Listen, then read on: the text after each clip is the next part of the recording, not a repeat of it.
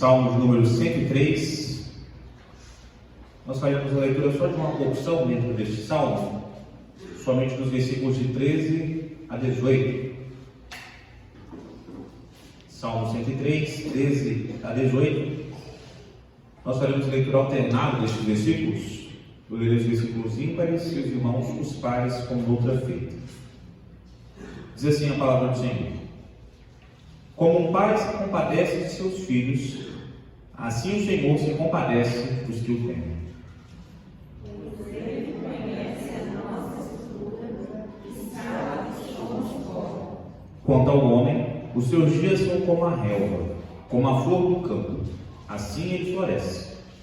O seu plano desaparece, e não conhecerá nem diante do seu lugar.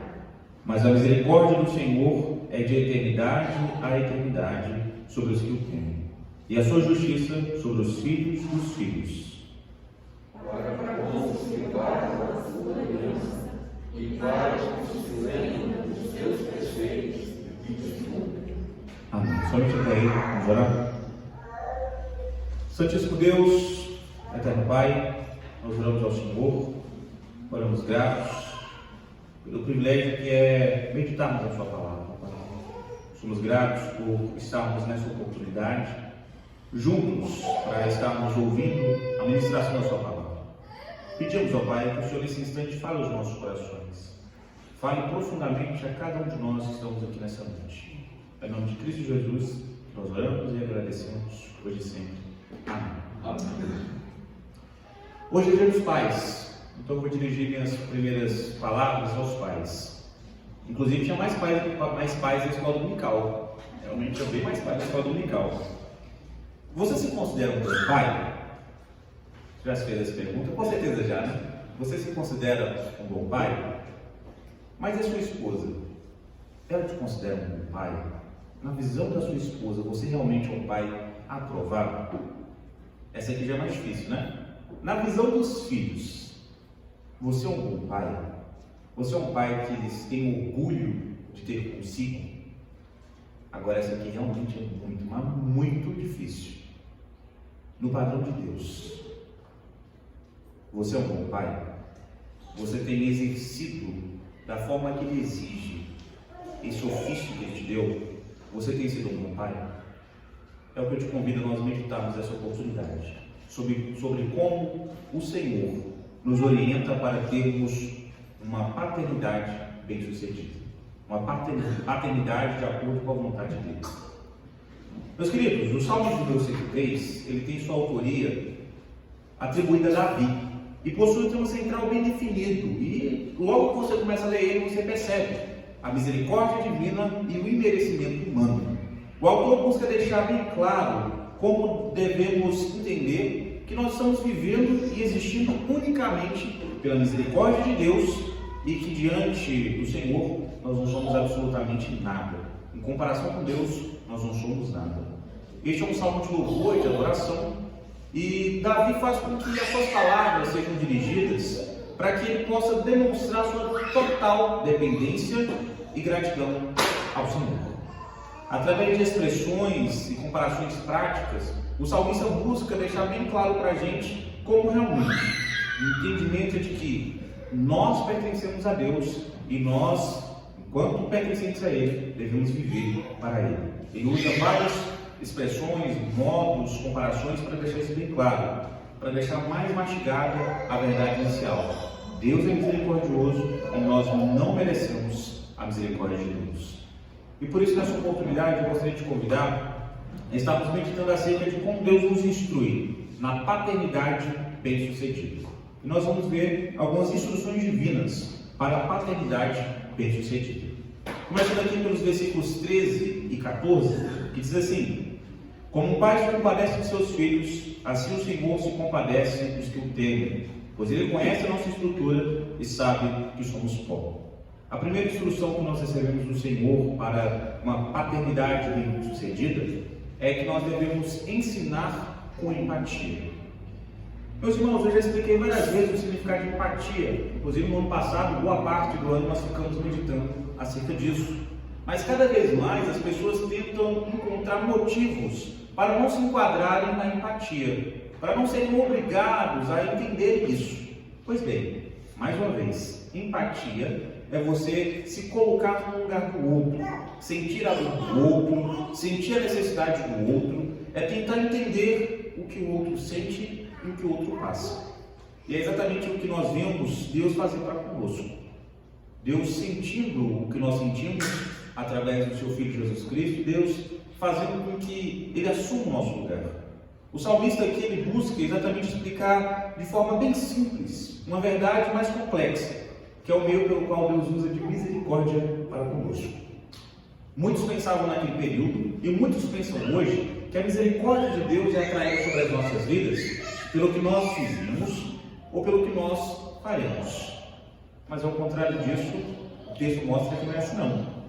É interessante nós observarmos que para quebrar esse pensamento, essa linha de raciocínio, o salmista vai pegar uma figura que era corriqueira naquele período e hoje também, um pai. Para que o homem consiga entender como Deus o trata, o salmista pega a referência que todo mundo tinha, que era de um pai. E observando dessa maneira, nós podemos observar, podemos compreender de maneira clara que em comparação com o pai, os filhos eles são muito mais fracos, precisam de conhecimento, precisam de sabedoria, precisam de destreza, eles precisam aprender a viver. E é justamente por isso que quem deve ensiná-los e protegê-los são os pais. É neste ponto, meus irmãos, que nós compreendemos o que o salmista ensina a este povo e nos ensina hoje. Um pai realmente bondoso usa de empatia para com o seu filho, até mesmo nos momentos mais difíceis, até mesmo no momento de repreender. Ontem nós estávamos conversando no Bíblia na Mesa sobre isso, sobre o que era ser um pai, sobre como que era cuidar de um filho na sociedade atual. Um pai que ama de verdade, meus irmãos, ele corrige. Um pai que ama verdadeiramente, ele repreende o filho, mas sempre em amor. A demonstração de amor realmente é essa repreensão. E Deus faz conosco, meus irmãos, não conforme nós merecemos. Se Deus fosse nos repreender, se Deus fosse nos corrigir da forma que nós merecemos, meus queridos, nós nem estaríamos durando um minuto sobre a face da terra. Assim que nascêssemos, nós seríamos extirpados da face da terra. Nós seríamos consumidos no primeiro instante sobre a terra. A compaixão por nós, através do nosso Senhor, possui unicamente um único fundamento, meus irmãos, e não somos nós. O fundamento da misericórdia do Senhor sobre as nossas vidas é Cristo Jesus e seu sacrifício, que fez com que toda a ira fosse aplacada e um senso de meritocracia que o pessoal tinha, e alguns hoje têm, não tivesse sentido algum. Um pai não tem misericórdia do seu filho pelo que o filho faz. Um pai tem misericórdia do seu filho pelo amor que ele sente pelo filho. Deus, meus irmãos, tem misericórdia das nossas vidas, não pelo que nós apresentamos, não pelo que nós apresentaremos, mas pelo que o seu filho apresentou. A vida dele em sacrifício, a vida dele em oferta por nós. Dessa forma, Deus não nos dá o que nós merecemos. Isso é misericórdia. Nós merecemos, meus irmãos, com toda a certeza do mundo, a condenação no inferno. Todos nós, todo ser humano, merece a condenação eterna. E Deus não nos dá isso.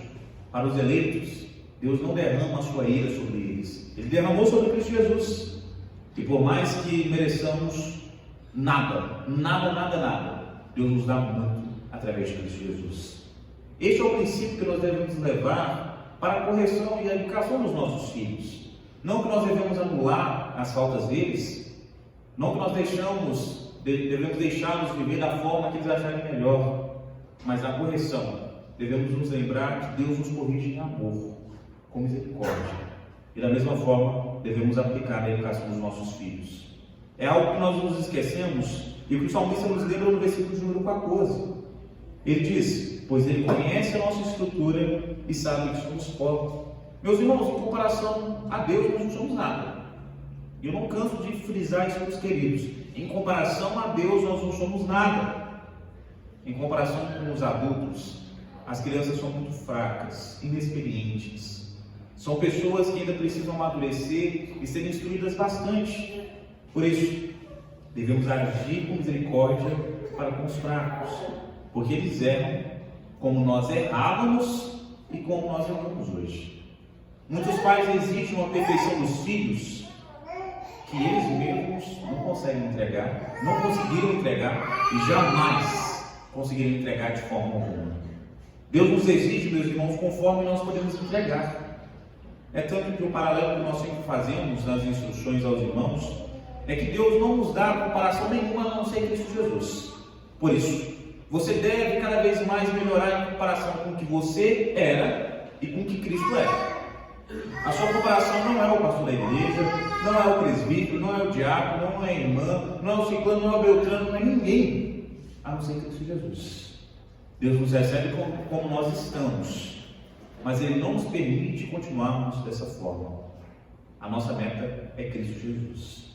Nosso ponto de partida é o que nós estávamos, e a nossa meta é Cristo Jesus.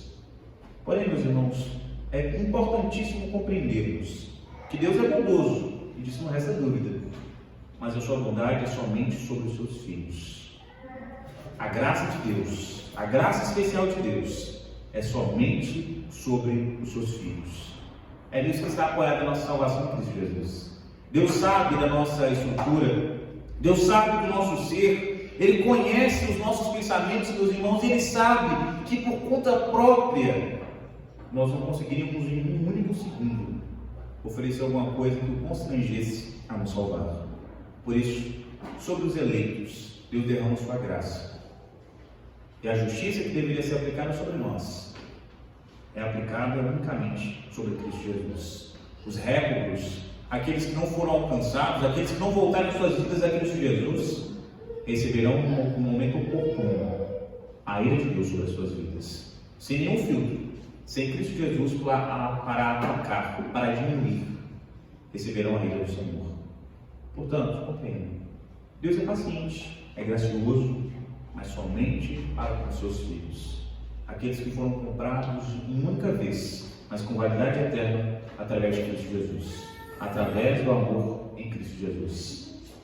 Entenda mais uma vez, meu irmão, e eu quero que você, pai, saia daqui sabendo disso, mas com a certeza inabalável. Nós somos homens indignos e não merecemos a bondade de Deus. De forma alguma merecemos a bondade de Deus. E é aí que se demonstra ainda mais a bondade do Senhor sobre nós. Mesmo sem nós merecermos, Deus nos ama e cuida de nós. Mesmo sem nós merecermos, Deus continua nos amando. A empatia do Senhor sobre nós, meus irmãos, é tão maravilhosa porque ela nos constrange a compreendermos que Deus não visava o que Ele iria ganhar. Deus não visava o que nós iríamos dar a Ele. Visava unicamente o que nós precisávamos. E ordenou através de Cristo Jesus que isso fosse atendido. Por isso, meu irmão, use de empatia para com seus filhos. Não cobre além do que eles podem oferecer. Não cobre além do que eles podem fazer. Não tenha padrões elevados além do que seu filho pode para o momento. Porém, não seja indolente com o seu filho. Se ele pode dar mais, cobre mais. Mas se ele não pode, não cobre mais. Respeite os sentimentos dos seus filhos. Respeite as dores que eles sentem. Sinta essa dor com eles. Chore com eles. Sorria com eles. Viva com eles. Entregue aos seus filhos o que você tem recebido da parte de Deus. Uma misericordiosa empatia. A ordem do Senhor é isso. Eduque-os com empatia. A empatia que você tem recebido do Senhor. Como se isso não fosse o suficiente, nos versículos de número 15 e 16, temos uma segunda instrução do Senhor para uma paternidade bem-sucedida. Diz assim: quanto ao homem, os seus dias são como a relva, como a flor do campo, assim ele floresce. Pois soprando nela o vento desaparece, e não o conhecerá daí em diante o seu lugar. A segunda instrução, meus irmãos, é: ensine os seus filhos a independência de você. Ensine-os a serem independentes de você. Como eu já relatei para os irmãos em algumas oportunidades, a minha esposa ela tem uma estratégia muito boa para fazer ser dependente dela. Ela muda as minhas coisas de lugar. E aí, quando eu vou precisar dessas coisas, adivinha? Tem que procurar ela para saber onde estão as coisas. É engraçado às vezes, né? Mas com o passar do tempo não é tão engraçado mais. Só que muitos pais, meus irmãos, fazem de forma parecida com os filhos, os ensinando a serem totalmente dependentes deles. Totalmente dependentes deles. Pois os ensinam não a viverem, mas a sobreviverem em dependência deles. E nossos versículos nos ensinam que isso é uma furada muito grande. O salmista descreve nestes versículos uma verdade que a grande maioria da humanidade tenta, de alguma forma, fechar os olhos diante dela e fingir que não é verdade. Nós somos finitos. Em algum momento ou outro, meus irmãos, nós deixaremos de existir nessa terra. Nós não ficaremos aqui para sempre. Até os eleitos, eles não ficarão aqui para sempre. A promessa que nós temos é de novo céu e nova terra, então isso aqui a gente não fica para sempre de jeito nenhum. Por mais que sejamos ricos, influentes, jovens, bonitos e bem-sucedidos, em determinado ponto iremos para o pós-vida. E aí vem a situação que nós temos que parar para pensar. A descrição da nossa situação é como vapor. Está aqui subindo e some. Não existe mais. Diante da eternidade de Deus, meus irmãos, nós somos insignificantes, passageiros, um pontinho no oceano de existência. A comparação que o salmista faz é do mato. É como a relva, que hoje está verdinha, hoje está bonitona, e daqui a pouco é carregada pelo vento. É como um mato que é queimado pelo sol, logo morre e deixa de existir. Meus irmãos, nós não sabemos o dia de amanhã, nós não sabemos nem daqui a pouco, nem até o término do culto, nós não temos condições de sabermos. E nós achamos que nós somos eternos. E ele continua comparando, e compara agora a uma linda flor, que é muito bonita, mas assim que ela desabrocha, ela já começa a morrer, e ela nunca mais vai rejuvenescer, ela vai morrer. Enquanto estiver nessa terra, ela vai morrer. E enquanto nós estivermos aqui, meus irmãos, no momento que nós nascemos, nós estamos envelhecendo e estamos vivendo um dia a menos. Nós não duramos para sempre, pelo menos não nessa terra, não nessa vida. A vida é muito breve. E devemos levar isso em conta na criação, na educação dos nossos filhos. Nós não podemos fazer, meus irmãos, de forma que a existência, a subsistência da nossa família esteja centralizada em nossas vidas. Porque se nós partirmos inesperadamente, e isso tem muitas chances de ocorrer, como eles ficarão? Como ficará a sua família? É necessário ensiná-los a terem independência de você e total dependência de Deus. A instrução da palavra de Deus, meus irmãos, é que nós somos breves, mas o Senhor é eterno. Nós estamos de passagem, mas o Senhor Ele sempre existiu. Nós aprendemos isso nos versículos anteriores. E aqui, meus irmãos, fica bem claro para nós que o ponto abordado nesses versículos é que a graça e a misericórdia de Deus nos mostram que nós somos dependentes dele até para existirmos, até para estarmos vivos, até para respirarmos. Nós dependemos de Deus para tudo, para tudo. Nossa existência depende de Deus. Essa é uma verdade inquestionável, irrevogável, e que nós entendemos, até aceitamos, pelo menos aqui na igreja. Mas chegamos em casa e deixamos de lado essa verdade na educação, na instrução dos nossos filhos.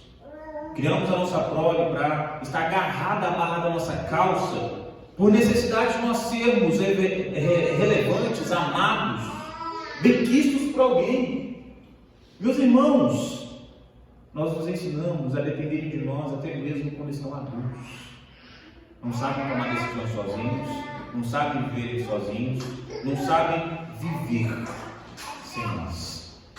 Criamos idólatras para nos reverenciarem e estarem cada vez mais enaltecendo o quanto nós somos bons, o quanto nós somos indispensáveis para a vida deles. E aí nós chegamos na igreja e declaramos que dependemos somente de Deus.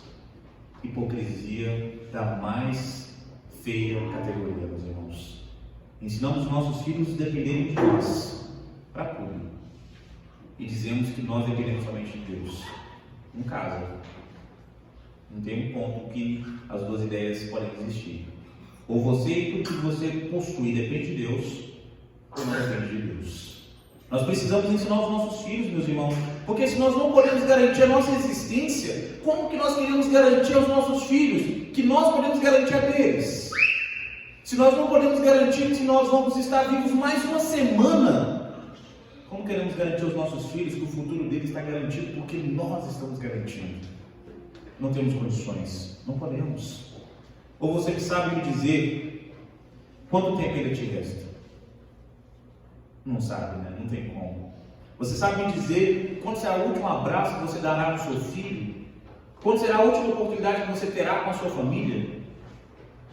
Pode ter sido hoje, a gente não sabe, nós não sabemos. Somos limitados, finitos, insignificantes sobre a terra, em comparação a Deus, meus irmãos. É uma verdade que nós não podemos esquecer, é uma verdade que nós não podemos deixar de lado, e é uma verdade que nós precisamos aplicar na educação, na instrução dos nossos filhos. E aí vai mais uma última pergunta a você: seus filhos saberão viver sem você? Seus filhos serão capazes de tocarem a vida quando você partir? Nós precisamos urgentemente, meus irmãos, entendermos que nós criamos os filhos para o Senhor. Eles não nos pertencem, nós estamos apenas cuidando, faz parte da mordomia cristã. Estamos criando para o Senhor. Por isso, Pai, se você ama os seus filhos de verdade, se você ama a Deus com todo o seu coração, com toda a sua essência, com tudo que você é, ensine os seus filhos a serem independentes de você e totalmente dependentes de Deus, totalmente dependentes do Senhor. Pense nisso: dependência do Senhor e independência de você. E por último, mais ou menos importante, os versículos 17 e 18 nos mostram a última instrução para a paternidade bem-sucedida. Ele diz assim: mas a misericórdia do Senhor é de eternidade a eternidade sobre os que o temem, e a sua justiça sobre os filhos dos filhos, para com os que guardam a sua aliança e para com os que se lembram dos seus preceitos e os cumprem. A última instrução que nós temos, meus irmãos, para a paternidade bem-sucedida: ensine o temor a Deus. É muito interessante nós observarmos um cachorro que foi adestrado. Nós vimos ontem na mesa sobre isso também. Porque por mais que o cachorro queira fazer algo, por temor ao seu instrutor, ele contém a vontade. Por mais que ele queira, se ele for adestrado, ele não fará. E é exatamente esse o sentido que o salmista nos ensina aqui, sobre temor a Deus. Vimos que somos breves, vimos que Deus é eterno, que nós precisamos preparar a nossa família para continuar vivendo sem nós. E esses versículos nos mostram, meus irmãos, que em oposição à nossa brevidade, existe a eternidade de Deus, como nós vimos. Mas também existe a eternidade da misericórdia de Deus sobre aqueles que temem a Ele. É complexo para nós conseguirmos pensar em eternidade, porque quando a gente não tem o que explicar, a gente fala para sempre, né? E eles viveram felizes para sempre. A gente tem dificuldade de imaginar muito tempo. A eternidade de Deus nos assombra. E é justamente por isso que nós devemos temer ao Senhor, pela sua total diferença em comparação a nós. Como os pais gostam de dizer, agora eu posso dizer, né? Como nós pais gostamos de dizer: eu não sou seus amiguinhos da rua, eu não sou seus coleguinhas da escola, eu sou diferente de você. Você me deve respeito, porque eu sou seu pai. Deus, meus irmãos, é diferente de nós. Assim como nós aprendemos teologicamente, Ele é totalmente transcendente, totalmente acima de nós. Ele que vem ao nosso alcance. Não somos nós que nos elevamos ao status de divindade. O temor a Deus, meus irmãos, é exatamente para aqueles que servem a Ele. Nós não nos igualamos, uma vez salvos em Cristo Jesus, a Deus. Nós não tornamos iguais a Deus. Não somos deuses em um relacionamento totalmente igualitário com Deus. Somos servos de um Senhor muito mais digno do que nós. Nós continuamos inferiores e imerecedores de qualquer dádiva celestial, de qualquer dádiva do Senhor. Por isso que é dádiva, é presente, a gente não merece.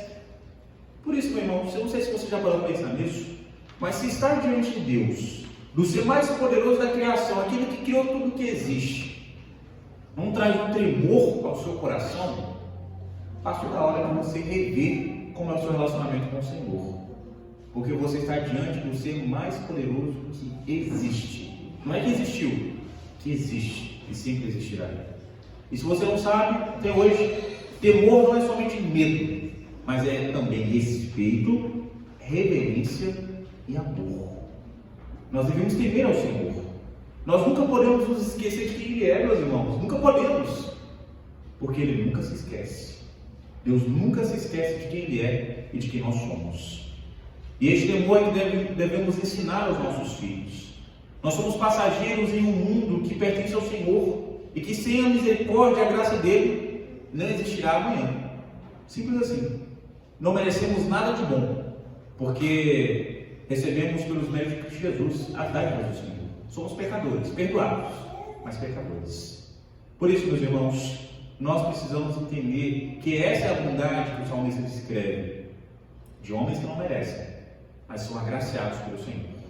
De homens que não fizeram nada para merecer isso, mas são agraciados pelo Senhor. Essa bondade, ela está intimamente ligada com a justiça de Deus. Uma justiça que, pela lei, deveríamos condenar, mas uma justiça que, aplacada em seu Filho, saciada em seu Filho, é para nós fonte de esperança, de satisfação, de olharmos para Deus com a grata satisfação de sabermos que Ele é o nosso Pai e a sua mão se estende para nós, não para castigo, mas para cuidado, para repreensão, para edificação das nossas vidas. Tanto que Ele é chamado de justo, não porque Ele galardoa a cada pessoa segundo o seu merecimento, não é por isso. Ele é chamado de justo porque trata fielmente seus santos, estendendo sobre eles a mão de sua proteção por gerações. Nós precisamos entender, meus irmãos, que o fato de termos convicção da nossa salvação não garante de forma alguma a salvação dos nossos filhos. Não garante. Algo que nós temos dificuldade de entender é que eu preciso olhar para a Olívia e saber que ela é uma pecadora como qualquer perdido no mundo. Sem Cristo Jesus, padecerá no inferno. Sem Cristo Jesus, não estará salva. E é exatamente o pensamento que o salmista coloca no versículo número 17, observe. Ele diz: mas a misericórdia do Senhor é de eternidade a eternidade sobre os que o temem, e sua justiça sobre os filhos dos filhos. E aí ele coloca a condição: para com os que guardam a sua aliança e para com os que se lembram dos seus preceitos e os cumprem. Meus irmãos, o Senhor coloca aqui, através do salmista, exatamente o entendimento de que aqueles que são salvos guardam e lembram dos seus preceitos, guardam e lembram a sua lei. Não significa que aquele que guarda a lei, que aquele que se lembra da palavra de Deus é salvo. Ele vai ser salvo a partir daí. Não significa isso, é o contrário. Aquele que verdadeiramente é salvo demonstra a sua situação de salvação diante do Senhor, por ele estar constantemente se lembrando e praticando aquilo que o Senhor exige de cada um de nós. É uma condição que somente o salvo pode fazer, pode atender. Por isso, meus irmãos, o que o salmista escreve aqui é que nós devemos aprender para lembrar e praticar. E aí vem a instrução para os pais. Adivinha só quem é o responsável por ensinar o seu filho a amar a Deus e a sua palavra? Você, pai. Você. Não é o pastor, não é a igreja, não é o fulano, não é o beltrano. É você, pai. É você que deve ensinar o seu filho a amar a palavra de Deus e amar de todo o coração o Senhor da palavra. Como que você deseja que o seu filho entenda que cumprir os mandamentos do Senhor é bom, é benéfico para nós, se você é o primeiro a dar um mau exemplo, um mau testemunho? Se você é o primeiro a estar vivendo uma vida totalmente indolente, fingida e, por que não, ímpia? Como que você vai dizer, santidade é bom, meu filho, se você vive no pecado? Não temos condições de fazermos isso, meus irmãos. Nós cantamos e cantamos, como o Salmo 63 nos diz, porque a tua graça é melhor do que a vida, meus lábios te louvam.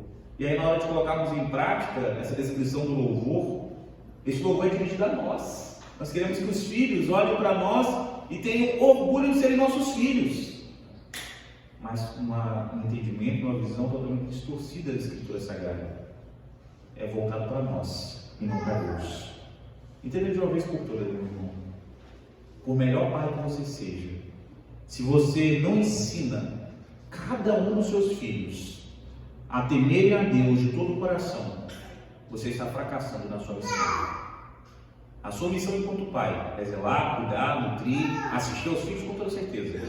Mas a sua missão enquanto pai cristão, além disso tudo, primordialmente, é ensinar os seus filhos a temerem a Deus. A misericórdia de Deus, meus irmãos, é melhor do que a vida, com toda certeza, porque ela dura até depois que a vida acaba, é por toda a eternidade. Se a sua convicção é a respeito disso, se você realmente tem essa certeza no seu coração, meu querido, ensine os seus filhos na prática mesmo, com você vivendo da forma que agrada a Deus, da forma que o Senhor sobre a sua vida te capacitou a viver. Entenda, você é um homem imperfeito, aprendendo com o Deus perfeito a como ser um bom pai. E glória a Deus por isso. Você é imperfeito, meu irmão, imperfeito. Mas isso não é desculpa para viver na imperfeição. É estímulo para você melhorar, aprendendo com o Deus perfeito. Nós, muitas vezes, achamos que, por sermos bons pais, ou por sermos pais imperfeitos, nós estamos desculpados de todos os nossos erros. Cristo nos perdoa, meus irmãos, com toda certeza. Mas nós precisamos entender que devemos aprender com o Pai perfeito, aquele que nos ama, aquele que cuida das nossas vidas, das nossas famílias. Você não precisa ver o pai da propaganda do cosmético A ou B, o pai da propaganda da margarina A, das roupas A e B. Você precisa se voltar à Escritura e aprender nela como ser um bom pai. É ela que te instrui, é ela que te orienta. Nós somos homens imperfeitos, pecadores, que se arrependem e que se arrependeram. Mas nós precisamos urgentemente demonstrar isso aos nossos filhos, meus queridos, porque nós nos portamos como se fôssemos santos de verdade diante dos nossos filhos. Mas assim que eles não estão olhando, vivemos da forma mais hedionda possível. Queremos que os nossos filhos vão à igreja, mas nós não gostamos, não temos prazer. Na verdade, somos os primeiros a falar mal da igreja nas nossas casas, né? Mal da irmã A, mal do irmão B. Nós somos os primeiros a desestimularmos os nossos filhos. Por isso, meu irmão, você deve ser o primeiro a ensinar o seu filho na prática. Como é bom ler a Bíblia, lendo com ele. Como é bom orar a Deus, orando com ele. Como é bom ir à igreja, indo com ele. Deus nos trata com misericórdia em nossas necessidades e falhas. E é o que Ele nos instrui para estarmos tratando os nossos filhos. Nunca se esqueça que a correção que você dispensa sobre os seus filhos é para a glória de Deus e não para a sua satisfação pessoal. Não é para aplacar sua ira, longe disso. É para gravar no coração da criança a lei do Senhor. Criamos os filhos para o Senhor e por isso devemos instruí-los a viver dependendo dele e não de nós. A depender da aprovação dele e não da nossa. Porque entre a aprovação do Pai da terra e o Pai do céu é a aprovação do Pai do céu, com toda certeza. É necessária empatia para cuidarmos e ensinarmos adequadamente nossos pequenos. Mas não podemos usar isso como desculpa para a responsabilidade. Se a aprovação é de Deus, se o Pai do céu é que realmente vai de alguma forma estar beneficiando o meu filho, Ele que cuide, Ele que dê os pulos dele. Muitas pessoas assim, meus irmãos, deixam os filhos totalmente negligenciados. É sua responsabilidade. Entenda como se fosse uma carteira de motorista. Filho é um privilégio e não um direito. É um privilégio e não um direito. Nem todos os homens serão pais. E aqueles que são devem contas ao Senhor de como tem exercido o direito, como tem exercido a prática da paternidade. Um pai que odeia verduras e insiste o filho a comer, quando o filho entender mais um pouquinho vai falar, mas peraí, eu tenho que comer, mas ele não come? Não quero também. Eu quero que ele está comendo. Eu quero que ele está usufruindo. Um pai que se diz cristão e não lê a Bíblia com o filho, não ora com o filho, está prestando um desserviço ao Evangelho. Ao invés de estar criando mais um cristão, você está criando mais um religioso.